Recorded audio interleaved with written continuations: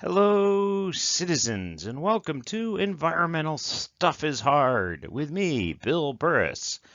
And this is part one, Introductions. This is a Christian education presentation for the First Presbyterian Church of Howard County. It is also part of a series that we are doing in conjunction with the Earth Forum of Howard County. As this is a Christian education presentation, we must at least make an attempt to refer to the Bible. This is Job, chapter 12. But ask the animals, and they will teach you, the birds of the air, and they will tell you. Ask the plants of the earth, and they will teach you, and the fish of the sea will declare to you. Who among all these does not know that the hand of the Lord has done this? In his hand is the life of every living thing, and the breath of every human being. Does not the ear test words, as the palate tastes food? Is wisdom with the aged, and understanding in the length of days? Welcome to those of the Earth Forum of Howard County who've tuned into this event. Welcome to the First Presbyterian Church YouTube channel. Feel free to, wander around, kick the tires, look at the services. They're pretty good. Look at the music. They're really good. And go ahead and look at some of the other Christian education videos that are put up. Just be aware that the guy teaching them is pretty much a moron. This is the agenda for this presentation. We're going to go through the opening prayer. We're going to do some introductions, some caveats and disclaimers, the schedule of the Environmental Stuff is Hard classes, racism, environmental justice, and in the main presentation, Environmental Stuff is Hard. Now, this is the opening prayer. If you know it, say it with me. Dear Lord, even though Bill is teaching us, may we please learn something of value. Amen. Your presenter is me, William K. Burris, professional geologist, environmental restoration program manager for the United States Air Force Civil Engineers Center. Yep. Now, I work for the Air Force, so the stuff here must reflect official Air Force policy, right? No. You gotta turn on your legalese reading superfast voice. Even though the presenter is an employee of the Department of Defense, this is not a presentation by the U.S. Air Force or the Department of Defense. The topics and facts presented here do not necessarily represent the policies of the DoD or reflect DoD understanding of the issues. Ostensibly, this is because the presentation has not undergone appropriate public relations and operations security review. However, it may in reality be that the DoD would never want to be associated with this unprofessional pile of tripe or his presentation. More caveats and disclaimers. The views and opinions of the presenter do not necessarily represent those of the Earth Forum of Howard County or the First Presbyterian Church of Howard County. And this is especially in the case when we start getting into discussions of politics. The schedule of presentations for these that are posted on YouTube are as follows. There's this first one, Environmental Stuff is Hard, the introduction. Environmental science is hard, environmental politics is hard, environmental economics is hard, environmental justice is hard. Environmental hard case, where we actually look at some specific environmental issues and cases, is brownfields versus greenfields. Environmental hard case number 2, solar battlefield. Environmental hard case number 3, trash on fire. And if we work up more, we'll have more beyond that. We'll see as time goes by. Keep in mind there will also be webinars and other presentations that are generated more for the Earth Forum and less so for Christian Education event, but they too will also be posted on the YouTube channel for First Presbyterian Church of Howard County. The leadership at the First Presbyterian Church of Howard County has asked us, including those of us who are teaching classes, to be more proactive in addressing racism in our country and in our society. And for somebody like me, as a obviously Northern European extraction, this is incredibly challenging for me to do. In fact, as a person who has obviously not experienced the adverse impacts of racism, I may not be the best qualified person to actually discuss racism. So let's go for an example. For example, I can tell you with definitely that there is no way to scientifically define race. If you took a scientist, a biologist, a geneticist, and say, what is it that separates one race from another? They can't do it. The truth is that the genetic buildup of myself is so similar to every other human being on this planet that it is impossible to define, to set a point and say, this person is one race and this person is another. And if you disagree with me, if you think there is some easy scientific boundary that you can establish, I don't know, maybe skin color or something along that line, that you say, this person is one race, this person is another race, then I defy you to figure out what the cutoff point is. For example, if I had somebody of mixed race, so to speak, in terms of their background, they're neither one or the other, or either one or both, or something. Where do you draw the line? It's almost impossible to do. And government, what's one of the first challenges the American government had to deal with when we started dealing with race law is defining what what point do you say this person is this race and this person is another race? And it just can't be done. So if there is no scientific definition for race, if you can't scientifically define what race is, then is there such a thing as racism? Now the alarm bells should be going off, because you've just had an obviously European white guy say there's no such thing as racism. And that's obviously garbage. Of course there's such thing as racism. But the root of it can't be rooted in science. It has to be rooted in some kind of sociological or economic or, I don't know, irrational. The point is that yes, racism exists, but there's no scientific basis for it. And if you find that conversation to be disturbing, then maybe, yes, you understand, maybe I'm not the best person qualified to discuss racism. So if I'm not the appropriate person to be discussing racism, what can I talk about? What can we talk about to progress the conversation here? Well, it turns out that racism is a component of environmental justice. And environmental justice is a component of environmental stuff, of which I feel that I am qualified and trained to discuss. So we will be talking about environmental justice, and racism does form a component of environmental justice. What is environmental justice? Well, it turns out the Environmental Protection Agency actually has a definition for environmental justice. I'm going to read it verbatim here. Environmental justice is the fair treatment and meaningful involvement of all people, regardless of race, color, national origin, or income, with respect to the development, implementation, and enforcement of environmental laws, regulations, and policies. This goal will be achieved when everyone enjoys the same degree of protection from environmental and health hazards and equal access to decision-making processes to have a healthy environment in which to live, learn, and work. So here's an example of a challenging environmental justice issue. The Federal Aviation Administration, when I worked for them, I was actually involved in this process to some degree or other, altered the way that airplanes fly in and out of Phoenix. And as a result of those changes to make airspace more manageable, more efficient, to shorten flight lengths, reduce delays, to get planes to fly via satellite navigation, to make the skies more safer, yada yada, all of the reasons the FAA does the things that they do, they moved a bunch of flight tracks from over small houses to over some bigger houses.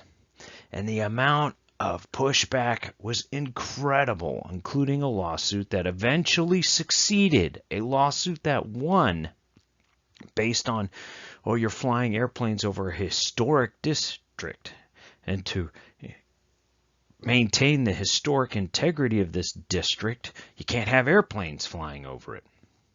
And the lawsuit won. And the judge is ordering people to move the planes back from the bigger houses back over the smaller houses, which introduced a huge challenge to the FAA. Because by shifting the planes back from the bigger houses over to the smaller houses, they're actually bumping into an environmental justice issue. The people in the small houses need to have just as much say as the people in the big houses as to how airplanes are going to fly. It's just an example of many of the challenging environmental justice issues that we face when you start dealing with environmental stuff as a whole. So Paul's answer to injustice comes out of the book of Hebrews. Pursue peace with everyone and the holiness without which no one will see the Lord. See to it that no one fails to obtain the grace of God, that no root of bitterness springs up and causes trouble, and through it many become defiled. Okay, so it's now story time. Let's start talking specific issues about why environmental stuff is hard. So, environmental stuff. Where do I get that term?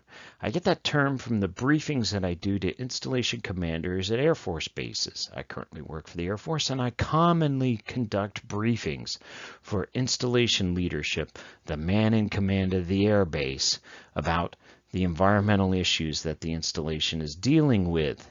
And invariably, they're a pilot, or almost invariably, they're a pilot. And the pilot, the first thing that I was told before I went to my first meeting, this is what they say, and sure enough, it was true. The first thing they say when they come in, they sit down, I go, well, I'm a really smart guy. I know how to fly an F-16, or I know how to fly an A-10. I'm a great pilot, but when it comes to this environmental stuff, I'm in the weeds, and I'm really depending on you guys to help make sure that I get through this free and clear. So that's the environmental stuff.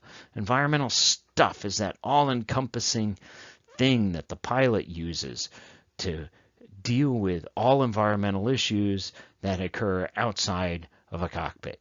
Environmental stuff. And so that's where I get that term. It's from the leadership of Air Force that I talk to and give briefings to. They refer to everything environmental as environmental stuff.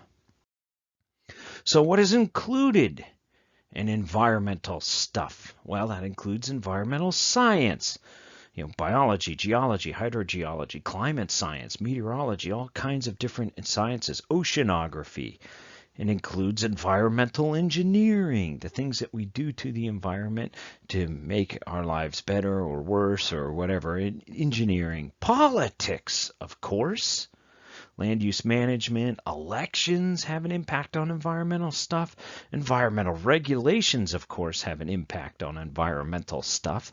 Economics, jobs, energy, industry, resources. And, of course, environmental justice. All of this is included in what we call environmental stuff. So, environmental stuff is really hard. You would think that it'd be super easy, but it isn't if you start digging into it. If you start actually getting into the weeds, environmental stuff can be very, very challenging. And so, I'll give you an example. When I first came to First Presbyterian Church, somebody, oh, you're an environmental professional? Maybe you can tell me. Is it better for the environment to wash mugs or for us to use recycled paper cups? That's a simple question. And then immediately the first answer is why? Of course, it's better to wash mugs. And then you start thinking about it. And then you start adding in all the different layers. So for example, if you're going to wash mugs, are they new mugs? How much environmental impact was generated to build the mugs, the clay, the glass, the furnace, the kiln, whatever it was that you used to make the mug. Then add to that, how much energy are you using to wash the mug in the dishwasher? Where's that energy coming from? Is it coming from a coal-fired plant that's really dirty and causing all kinds of problems? Or is it being fired by solar energy, some solar plant? or some weird hybrid of the two. That's going to have an impact. And the recycled paper cups. Recycled from what? From where? How much energy are they using? None of which are easily answered. And so my ultimate answer for some simple question like this is, what costs the less money for you as an institution? Is it cheaper for you to wash the mugs, or is it cheaper for you to purchase recycled paper cups? And if it's cheaper to wash the mugs, and hopefully all the life cycle and environmental impact costs of washing the mugs is incorporated in that cost, one would hope, and therefore the decision would be a little more obvious. But right here, a simple question: do you wash mugs or use recycled paper cups? Which causes the least environmental impact? Right off the bat, there are no easy answers. So let's talk about some bigger problems this environmental justice plays an issue in this. Let us look at, here's a picture of the Dakota Access Pipeline protest camp on February 22nd, 2017, the last day of organized protest. As you can see, the place is a mess. It's not necessarily the protesters' fault that it's a mess, because so many people donated all kinds of stuff to the protesters in support of the protest, blankets, coats, things like that, which they didn't really need. They had no place to really dispose of this material. But yeah, kind of the sad irony is that for an environmental protest, the actual protest site was just kind of a disgusting dump when things were said and done. So let's recap, at least briefly, what I'm talking about for the Dakota Access Pipeline. This is a pipeline established to get oil from North Dakota, the Bakken oil fields of North Dakota, to the refineries in the Midwest, and ultimately a part of the pipeline system down to the refineries in the South of the United States. And the Dakota Access Pipeline crossed the Missouri River on a piece of property that used to belong to the Standing Rock Sioux Reservation until it was appropriated by the United States government, I think in the 1950s. Now it's no longer reservation land, but the tribe still considers it to be their land, and there are extreme concerns that they were not consulted properly when this pipeline was being put across the river. In fact, they're arguing they're putting it here because we're a tribe and we can't do anything to stop it, whereas in other locations you could have put it, people are going, oh no, don't put it here. The concern of the tribe was that if there was ever a break in the pipeline, then the petroleum would actually impact the tribe's water supply as it was downstream from the pipeline. Now let's not mix up, there's a bunch of pipeline issues, let's not mix them all up. Okay, so we have the Dakota Access Pipeline that is taking oil from the Bakken oil fields to the refineries in the Midwest. Then there's the Keystone Pipeline. The Keystone Pipeline is attempting to take petroleum from the Canadian tar sands and carry it down ultimately to the southern United States where the refineries are. Then there's the proposed Keystone XL pipeline, shortcuts, part of the Keystone Pipeline. Now, both of these were halted during the Obama administration and both restarted by the Trump administration. The Dakota Access Pipeline is now operational. So when you talk about the Dakota Access Pipeline and these other pipelines, what is it that the press is missing? They emphasize the demonstrations, they emphasize the grievances that are being raised by the tribes, but what they miss is that the pipeline's routes are actually planned based on minimizing impacts to the environment. It's not like a bunch of people sat down and go, where's the best place to put this pipeline to piss off as many people as possible?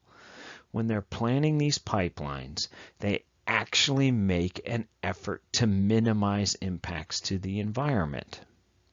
They try to avoid wetlands. They try to avoid cultural heritage sites. They try to avoid areas with threatened and endangered species in them. All of these things, they make an effort. And if you don't agree with me, then I suggest that you read the environmental assessment for the Dakota Access Pipeline. It's still online, I believe. And at least read the first section of it, and you get a sense that it wasn't like, oh, let's just run it right past the Sioux. They won't mind. No, that's not the way that ever choose. It's just that all the other routes that could have selected were even more problematic than the route that they did select. Here's a specific example of what I'm talking about relating to the Dakota Access Pipeline. The pipeline's original route crossed the Missouri River near Bismarck, North Dakota, the New Yorker reported, but authorities worried that an oil spill there would have wrecked the state capital's drinking water. So they moved the crossing a half-mile from the reservation across land that was taken from the tribe in 1958 without their consent. Is the pipeline a real threat? Do pipelines leak? Well, it turns out that the Keystone Pipeline did. There's 210,000 gallons of crude oil were released from the Keystone Pipeline in a break out in the middle of North Dakota. And if I'm trying to see, there's probably not a picture there. That is a big giant stain on the ground. It covers several acres. It's a lot of 210,000 is a lot of goo. What is driving all of this pipeline construction? Well, it turns out it's our national energy policy and our national defense policy that is driving the pipeline construction. Let's go all the way back to the late 1970s when we were under an oil embargo. The Carter Doctrine, as we're moving stuff, dealing with Iran and Iraq, especially Iraq at that point of time, is from a 1980 State of the Union address. Let our position be absolutely clear. An attempt by any outside force to gain control of the Persian Gulf region will be regarded as an assault on the vital interests of the United States of America, and such an assault will be repelled by any means necessary, including military force. The Carter Doctrine, established by President Carter, is that we will expend military power, blood, money, treasure, however you want to put it, to ensure that Middle Eastern oil still reaches the United States of America. What's this got to do with the Dakota Access Pipeline? Well, according to his ancient aliens guy, it's aliens, but everything is connected in a way. So the Carter Doctrine develops a ready reaction force that was destined to become U.S. Central Command. It reinstates selective service registration, signing up for the draft. Reagan added to it the corollary, which proclaimed the United States would intervene to protect Saudi Arabia if their security was ever threatened after the Iran-Iraq war outbreak. And according to Howard Tischer, with the enunciation of the Reagan corollary, the policy groundwork was laid for Operation Desert Storm. In other words, you had all of the policy basis for the Iraq war in the early 1990s. Why is Persian Gulf oil so important that we're willing to go to war for it? It's because we are completely dependent, or were completely dependent on imported oil. Our own domestic reserves and supplies of oil were gone, and we had nothing to replace it with. This country would ground to a halt, as it did during the 1970s during the oil embargoes. It would have an enormous impact on our economy and our national security. So, Persian Gulf is very important. And it turns out that energy independence, trying to find a way to separate us from dependence on imported oil from the Middle East, actually increases our national security. And when I say it that way, everyone's no duh. In other words, if we are not dependent on Middle Eastern oil, then we don't need to be fighting wars in the Middle East anymore. So how do you reach energy independence? How do you ensure that you are not dependent on oil that can be somehow embroil us in conflict to maintain its supply? Well, one, you increase the production of oil here in the home states, here in the U.S.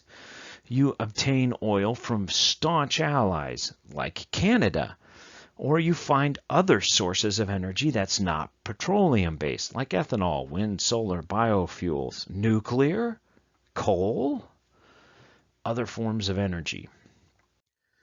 This leads us to the U.S. petroleum revolution. During around 2010s, the early 10, 11, 12, those kind of time frames, you started to get Bakken oil out of North Dakota and certain portions of Canada. It's a Bakken oil fields, and there's an enormous amount of oil. It's hard to get at. It's deep. You need to do some fracking to get at it. Other sources of energy in the east are fracking for natural gas and Canadian oil and tar sand. All of these turns out to have huge amounts of reserves. In fact, if you can actually exploit all of these sources, these domestic petroleum and energy sources, it would do much, if not completely, alleviate our need for foreign imported oil. The problem is how to get Bakken oil to the market. Right now, you've only got two choices, pipelines or rail. You put it in tankers and move it on rail. The problem is that Bakken oil is very flammable. It's very volatile. It likes to blow up. For example, in 2013, Bakken oil in rail cars exploded in a portion of Quebec, Canada, and it killed over 47 people, destroyed 30 buildings. This is not, I'm not making this up. There's a real threat. Moving petroleum by rail is actually quite dangerous. We've had other railroad accidents with all kinds of other energy stuff. Petroleum, for example, in 2009, 324,000 gallons of ethanol spilled from rail cars in Cherry Valley, Illinois. Fortunately, nobody was killed, but it was the largest reported fish kill the state had ever occurred as this stuff got into the waterways. So what can we do? All right, we can't move this stuff by rail. It's not safe. Or do you keep doing this stuff by rail, but try to find safer ways to do it? Or the safer route is to put it in pipelines under the ground, where it's far less likely to explode and kill people. But your pipelines have leaks. So maybe you reduce or stop production. Well, if we reduce or stop production, then that energy independence, national security issue starts to rear its head. How do you make up the difference if you stop or reduce production? Do you go imports or do you find alternative sources of energy? Ethanol is one that people have been looking into, but other people argue you're turning food into fuel with ethanol. Is that appropriate? And fracking, that's bad, right? So what can we do? Now we have to talk about NEPA, the National Environmental Policy Act. On June 14, 2017, federal judge James Boasberg ruled that the permits authorizing the pipeline to cross the Missouri River ultimately violated NEPA. The Army Corps of Engineers failed to comply with NEPA because in their environmental impact statement did not address the likelihood that the project would be controversial, because it did, the consequence of an oil spill on fishing or hunting rights, and the environmental justice impact of the project. Oh, there's that word again, environmental justice. Now what? Well, environmental stuff is hard. And where this will all go, nobody can really guess or know. I will add this last caveat to this particularly challenging issue on the Dakota Access Pipeline, is that I have done some work with the various Sioux nations. The work that's required by law as you're doing projects that are in or near Indian land, and the Sioux are very, very difficult to work with in that they have a chip on their shoulder and often won't even show up at the negotiation table. Why would they negotiate with the United States of America? For example, I believe it was the Pine Ridge Sioux who starting position in negotiation for an airspace action to put a military operational area of airspace over their reservation. Their starting point of negotiation was, we'll come to the table after the disarmament of the United States of America. Now, for a group of people who have historically gotten the shaft, one can understand why they would take that position, but it doesn't help them or us if they won't even show up to the negotiating table willing to talk about these issues. So there are no easy answers to environmental stuff, and it's gotten harder to deal with environmental stuff with the growth of not in my backyard. That is NIMBYism and its impact on environmental and engineering projects or energy projects. For example, everybody touts, well, let's go to wind, let's go to solar, until you start talking about putting a wind turbine in their backyard. For example, one of the great places to put wind turbines is offshore because we have a constant source of wind, including offshore from Martha's Vineyard. But wait, there are people whose name ends with Kennedy living in Martha's Vineyard, and what was the result? Not in my backyard. How about public transportation in Los Angeles, an actual working subway system so we can get people out of all of those cars on those mega superhighways and actually start getting them on trains downtown? Well, that's fine until you start talking to individual people who don't want that train in their backyard, and they start using the California Environmental Quality Act as a mechanism by which to halt the action. Not in my backyard. Yet that is a project of tremendous environmental benefit. And what about Mattawoman Energy in Brandywine, Maryland, a project that I'm associated with and have worked with in the past? The town is very unhappy. There are portions of the town that say, we've already got one energy plant. We've already got a Superfund site. We've already got all this stuff. Not another energy plant. Not in my backyard. Yet, putting in a gas-powered energy plant to take up some of the load of energy and electricity generation in Maryland could actually reduce the use of coal. And it's better to go with gas than coal, or what?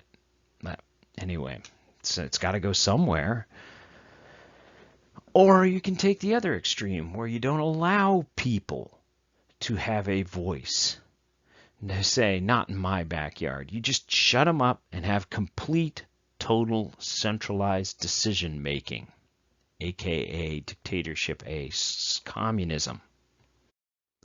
Well, that hasn't worked out too well in Russia, where the most polluted part of the planet is Lake Karachay, which is now 3/4 buried under concrete. It was a radioactive disposal site for the Soviet bomb program. And back in the 1980s, if you stood on the shore of that lake, you'd die. The greatest environmental disaster in the world is a result of centralized economic planning, and that is the Aral Sea disaster, where all the diversions of water leading into the Aral Sea has caused the Aral Sea, once one of the largest inland seas to exist on the planet, to almost completely dry up and go away. And what about China? Are they catching up with the Soviets as being some of the most polluted parts of the country? This, of course, is from 2013, showing the enormous air pollution that occurred in China during that year. So as we move forward through these various presentations that I prepared, the idea here is to remind you that there are no easy answers to addressing environmental stuff. The closest thing we have to an easy answer is this, from Matthew 7, verse 12. In everything do to others as you would have them do to you, for this is the law and the prophets. And with that, let's look on to the next session, which is Environmental Science is Hard. And until then, here's a picture of a sad kitten.